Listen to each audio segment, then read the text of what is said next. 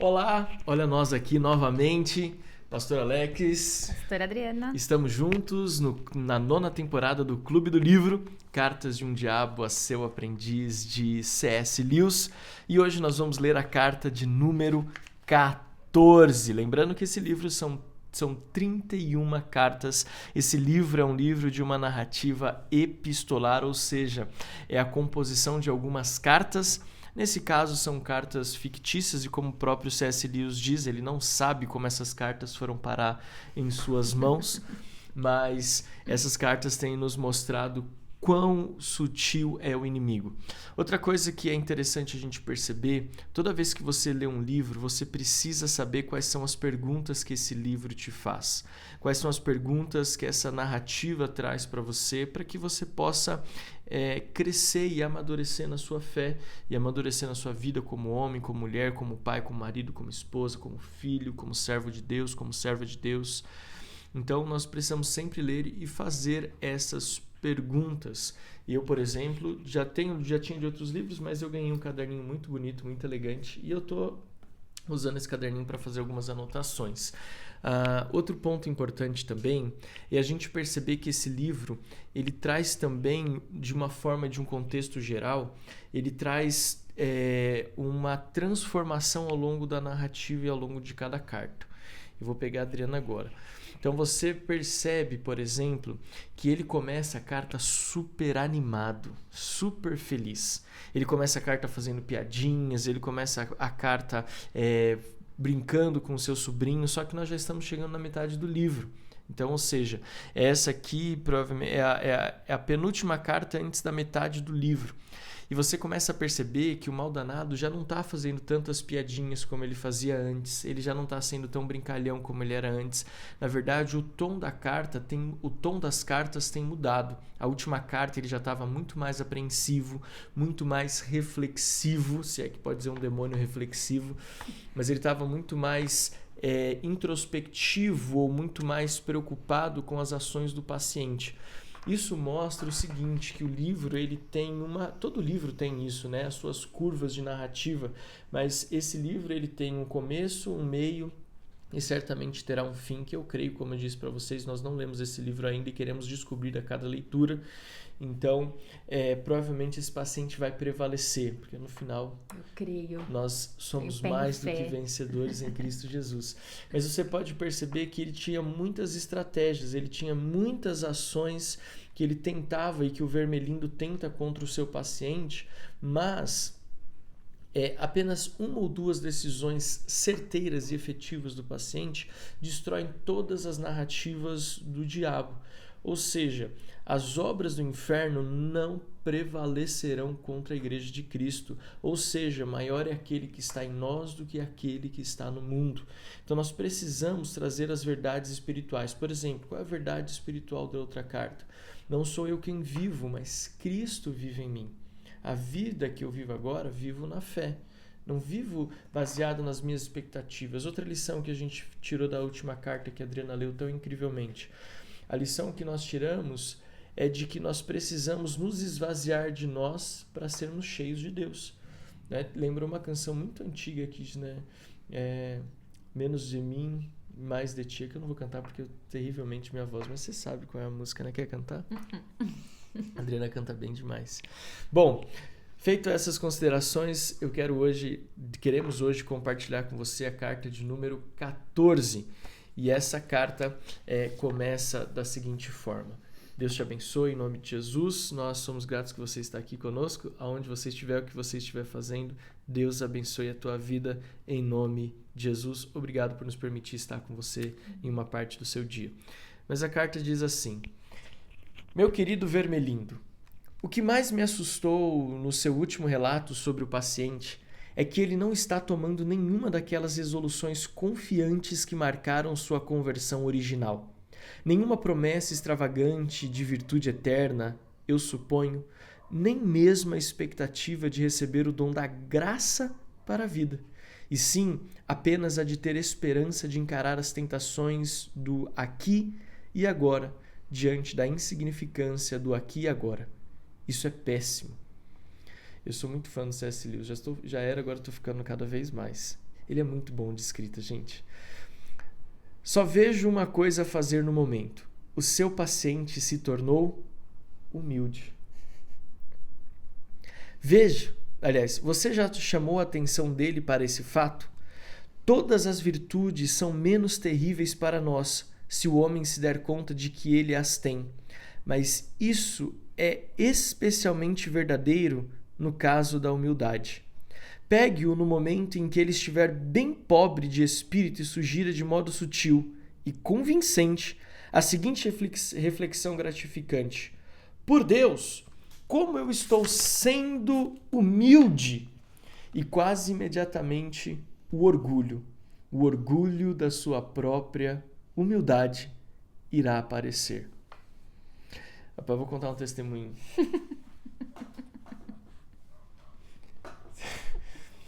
É besta, é testemunho besta, mas é. Outro dia eu tava indo pra igreja, a gente mora razoavelmente bem pertinho da igreja, mas eu tava indo pra igreja e sabe o que você tá naqueles dias que eu falo, Senhor, que vergonha de mim mesmo?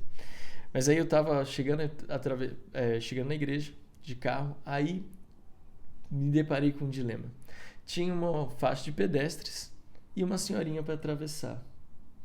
E aí eu falei, bom, vou fazer minha boa ação do dia. Parei o carro, que é óbvio que tinha que separar, isso é lei de trânsito, para a senhorinha atravessar.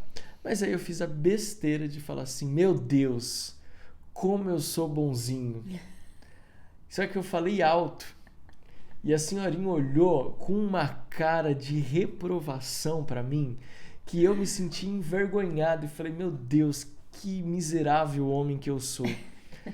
A questão da humildade é que você, e de todas as outras coisas, porque ele fala aqui, né, voltando aqui um pouquinho, ele fala aqui, né, que todas as virtudes são menos terríveis para nós se o homem se der conta que ele as tem. Ou seja, ele está falando assim, ó, se o homem perceber as virtudes que ele tem, ele vai se tornar arrogante, ele vai se tornar orgulhoso.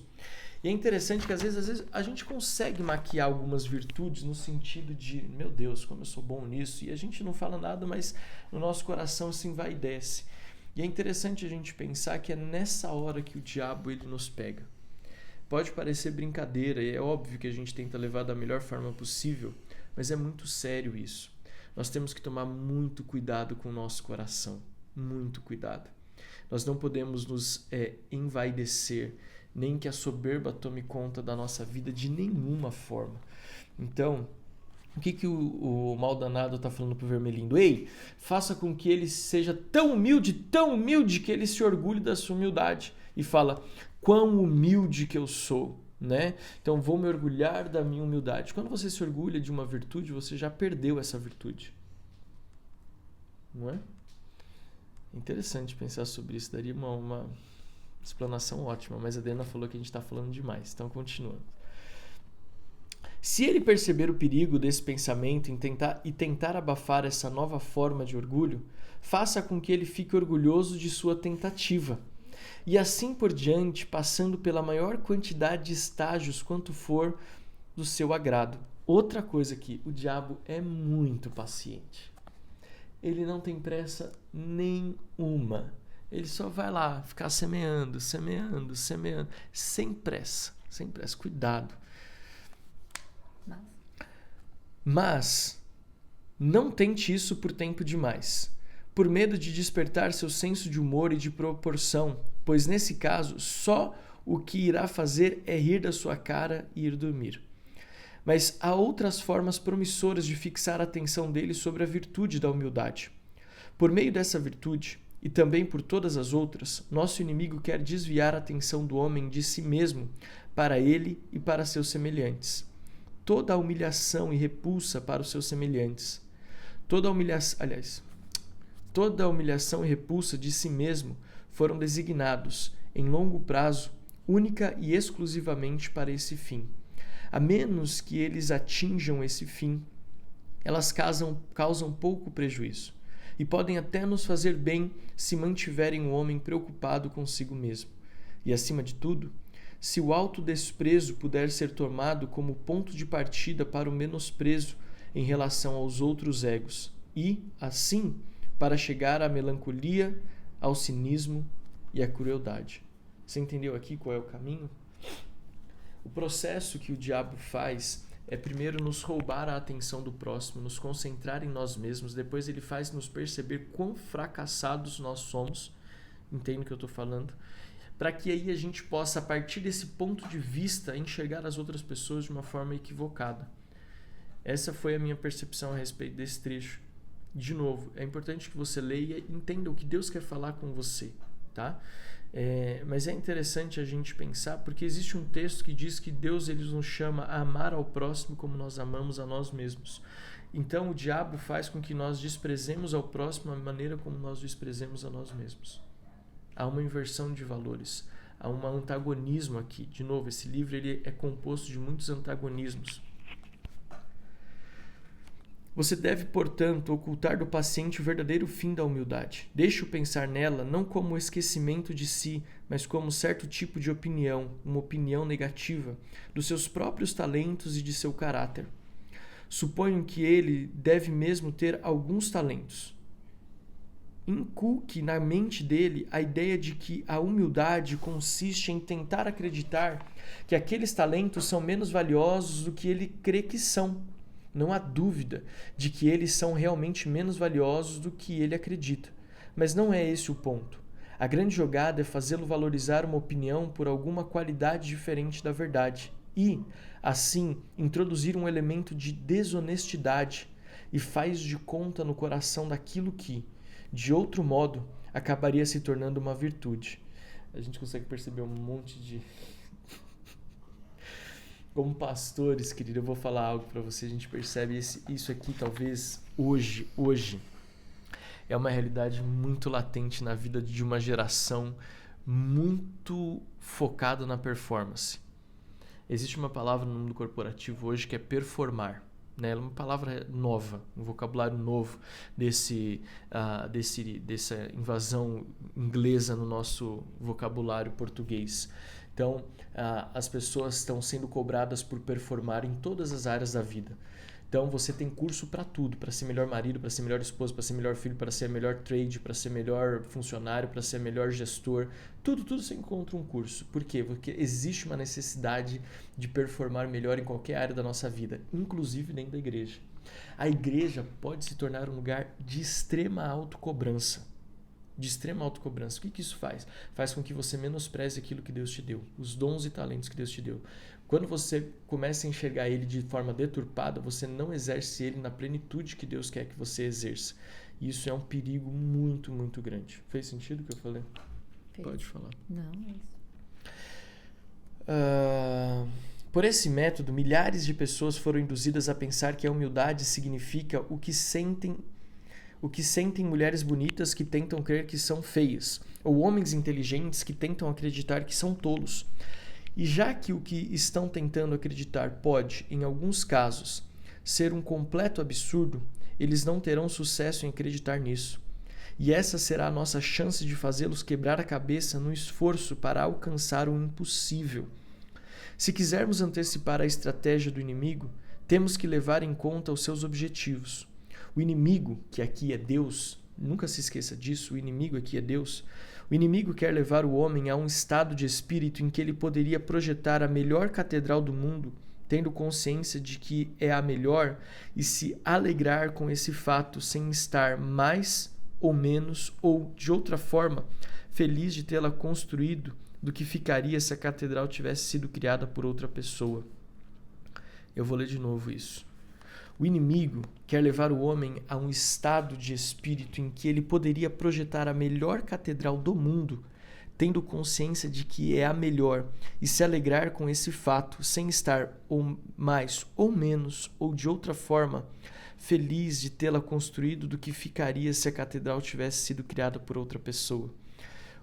O inimigo quer que o homem, no final, seja tão livre de tendenciosidades em proveito próprio, que ele possa regozijar-se com seus próprios talentos de forma tão franca e grata quanto com os talentos do seu semelhante.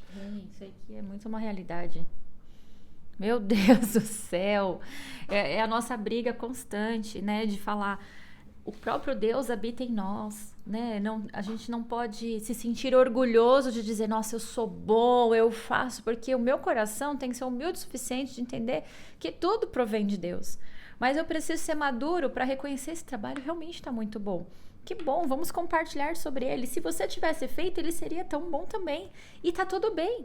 É entender a nossa capacidade, saber quem nós somos em Cristo e viver de forma humilde, dando glórias e graças a Deus em todo o tempo. E a estratégia é que a gente pense tanto pior da gente, né? Eu não posso, eu não consigo, nada que eu faço é bom. Nossa, meu Deus, quanto que a gente tem ouvido isso? Não sou bom o suficiente. E aí a gente começa a entrar numa autocomiseração, que é pecado, e olhar os outros assim, comparando, né? Não dando importância para o outro, achando que o problema do outro é insignificante perto do nosso. E aí a gente é roubado nisso. Isso é muito sério. Muito sério. E a gente fala isso de uma forma geral, viu? De uma forma muito geral. Uma das coisas do Ministério Pastoral nos permite viver é estar com pessoas. E atender pessoas e nos relacionar com pessoas, aconselhar pessoas, né? Acho que eu perdi a conta de quantos aconselhamentos eu fiz só na semana passada. Mas existe, às vezes, uma linha muito comum entre elas, que hoje é essa necessidade de afirmação. A nossa necessidade de afirmação, ela está em Cristo. E essa é uma verdade muito importante de se compartilhar. Inclusive, eu quero fazer um desafio. Essa carta aqui é muito boa para você compartilhar com seus amigos de trabalho. Porque existe uma cobrança tão grande que às vezes a gente vive que nos rouba a nossa essência. Você chegou onde você chegou pela graça do Senhor, pela misericórdia de Deus e pelos dons e talentos que Ele te confiou para servir o corpo. A palavra de Deus fala que os dons e talentos que Deus nos deu são para a edificação do corpo, para a edificação mútua. Não é só para que você se sobressaia, mas é para que você sirva ao próximo, né? Então, quando nós olhamos para essa carta, nós precisamos entender que o diabo quer deturpar as nossas virtudes. O diabo quer deturpar nossas virtudes. Cuidado com essa estratégia do diabo, para ele não roubar de você aquilo que Deus te deu. O diabo ele vai fazer.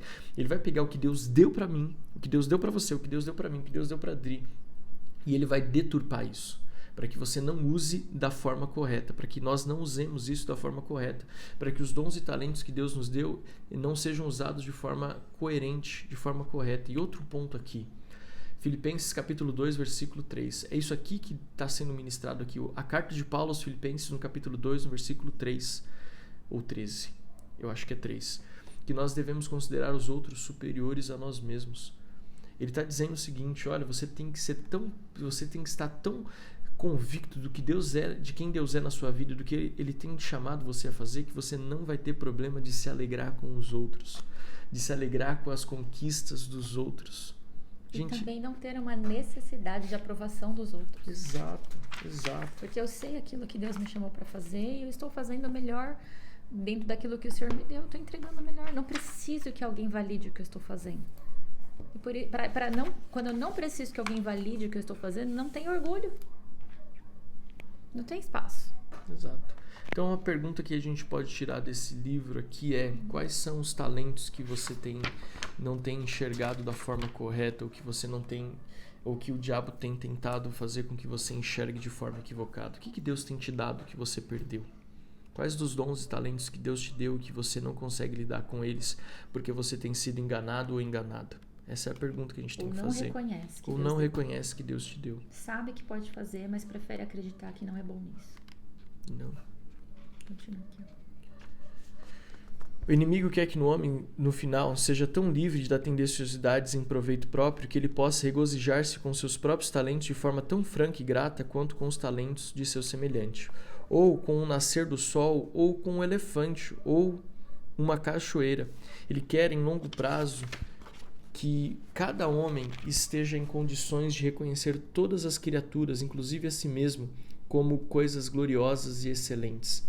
Ele quer matar o amor próprio animalesco que existe nele o mais rápido possível, mas temo que sua política de longo prazo seja de restaurar neles um novo tipo de amor próprio, uma caridade e gratidão por todos os seres humanos, incluindo a eles próprios.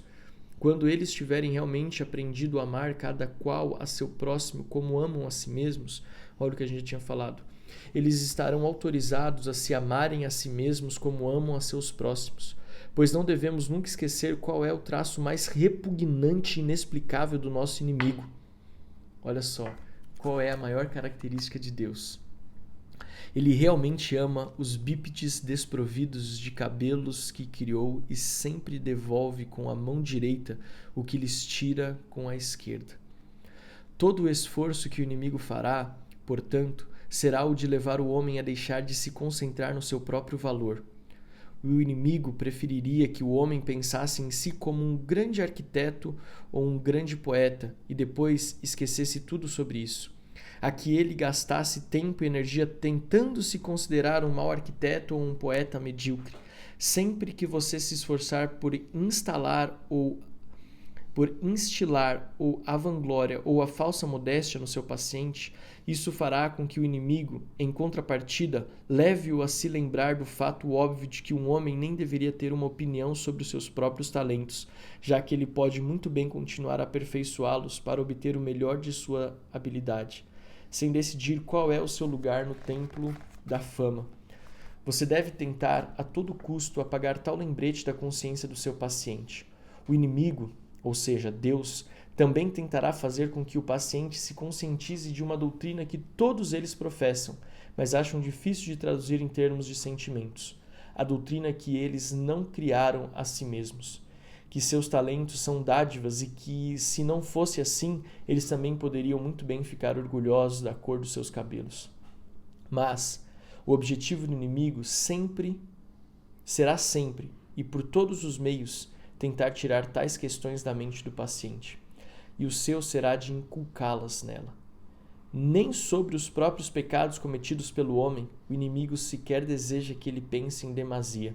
Uma vez que ele tenha se arrependido, quanto antes ele deixar de prestar atenção em si mesmo, mais satisfeito fica o inimigo. E aí? O que diremos diante dessas coisas? É importante a gente refletir muito sobre quem nós somos. Essa carta fala muito sobre uma identidade, fala muito sobre uma convicção. O diabo quer roubar a nossa identidade, o diabo quer deturpar a nossa identidade, o diabo quer roubar de nós o nosso verdadeiro eu, que é aquilo que Deus coloca em nós. Tá em crise aqui? Tô, porque a carta anterior... Não precisa ficar brava. Eu não tô brava, eu tô numa inconformidade interna aqui, meu Deus do céu. A carta anterior fala o seguinte, que quanto mais vazios de nós somos, mais perto de quem Deus nos criou para ser, nós seremos, cheios de Cristo, certo? Mais perto da nossa identidade real. E quando a gente fala aqui de olhar os nossos talentos, os nossos dons e olhar numa perspectiva ruim, sabe? Não se sentindo bom, não achando que aquilo que a gente faz é bom, buscando uma aprovação, isso só nos deixa cheios de nós mesmos. Quando a gente acha que essa é uma humildade nossa de não reconhecer aquilo que eu sou, aquilo que eu posso fazer, a minha capacidade, na verdade isso é uma falsa humildade, mas é um orgulho de não abrir mão de quem a gente realmente, não abrir mão das minhas convicções para aceitar aquilo que Deus falou que eu sou. Isso é um orgulho mascarado. Tá entendendo? É um orgulho de eu não vou abrir mão. Eu sou muito ruim, eu não posso abrir mão de tão péssimo que eu sou e acreditar que Deus me deu esse dom e talento. Eu sei desenhar, mas eu não vou desenhar, não vou aperfeiçoar o meu dom, não vou usar esse dom da arte para evangelizar, para poder cumprir algo que Deus me chamou dentro do reino, porque eu não acho que eu sou bom. O não achar que eu sou bom é uma falsa humildade. Eu não abrir mão da minha convicção em prol daquilo que Deus falou. Ele me deu o talento para que eu possa aperfeiçoá-lo. Tá entendendo? Então, na verdade, é um orgulho mascarado de humildade. Porque quando nós abrimos mão de quem nós somos, entregamos as nossas vontades ao Senhor e reconhecemos, recebemos quem Ele é, nós nos tornamos mais perto, mais próximos da nossa identidade. Então eu recebo, Senhor, eu sou bom em desenho, o Senhor me deu esse talento, me ajuda a aperfeiçoá-lo, para que eu possa cumprir. E aí o Senhor nos leva para o nosso destino. Então, às vezes a gente é bom em desenhar, às vezes a gente é bom em empreender, às vezes a gente é bom na comunicação, talvez você seja bom na costura, talvez Deus te deu dom da música, talvez Deus te deu o dom para ser um excelente arquiteto. Quantos dons e talentos o Senhor deu, e às vezes a gente está em crise de ansiedade, se cobrando numa performance, mas não dependendo daquele que capacitou e deu. Porque se o Senhor nos deu dons e talentos, Ele também é aquele que vai fazer a manutenção e vai nos ajudar. Gente, eu tô em crise, vai nos ajudar a performar. Eu vou falar demais, eu tô muito em crise. A Adriana, ela tem essa capacidade de ficar nervosa com as coisas assim muito grande, viu? Esse é um dom que ela tem. Meu Deus, eu tô muito em crise. Mas olha, vamos encerrar. Ficou em crise aí também? Ficou, né? Acho que ficou. Todos nós estamos a cada carta. Mas Gente, perdoa. agora sim, Esse olha. é um negócio de não ler antes. Agora a questão é assim, ó, que eu queria muito falar com vocês também. É interessante porque o diabo não quer tirar de nós a percepção do nosso valor. Ele só quer fazer com que a gente enxergue de forma errada. E aí talvez está um dos grandes desafios da nossa vida espiritual. Não é que o diabo ele tira de nós aquilo que nós temos, ele só nos faz enxergar de forma errada. Por isso que Mateus 6:22 fala: se os seus olhos forem bons, todo o seu corpo será cheio de luz. Mas se os seus olhos forem maus, que grandes trevas serão. Então, olha só como é importante você ter uma visão adequada a respeito de você mesmo. E essa visão adequada só vem de uma ótica espiritual. Por isso que você precisa ler a Bíblia, porque a Bíblia revela a ótica certa. Paulo escreve isso lá aos Coríntios na sua segunda carta, no seu capítulo 5. Ele fala: olha, a partir de agora, a ninguém enxergamos do ponto de vista humano. Isso inclui a mim e a você. Inclui eu, a Adri. A gente fala sempre pensando assim, enxergar o próximo. Não, enxergar a nós mesmos. O que o Maldonado está falando aqui, ó, faça com que eles tenham uma perspectiva errada a respeito deles mesmos. Porque essa perspectiva errada a respeito deles mesmos vai fazer com que eles tenham uma perspectiva errada a respeito do próximo. É por isso que você acha que todo mundo às vezes é arrogante, porque a arrogância está dentro da sua perspectiva. Não que você seja, mas você se olha assim. Então nós temos que tomar muito cuidado com isso. Bom, vamos encerrar essa carta sem muitas indignações. Que Deus abençoe a tua vida. Nós oramos para que você seja cheio da virtude de Deus e que os seus olhos enxerguem quem você é em Deus e que todas as mentiras do inferno sejam destruídas na sua mente, no seu coração. Em nome de Jesus, que você se alegre com os dons e talentos que Deus te deu e que você se alegre com o que Deus tem feito na vida de outras pessoas. Nós oramos, entregamos essa carta em nome de Jesus. Amém. Deus abençoe e até amanhã com a carta de número 15. Tchau, tchau.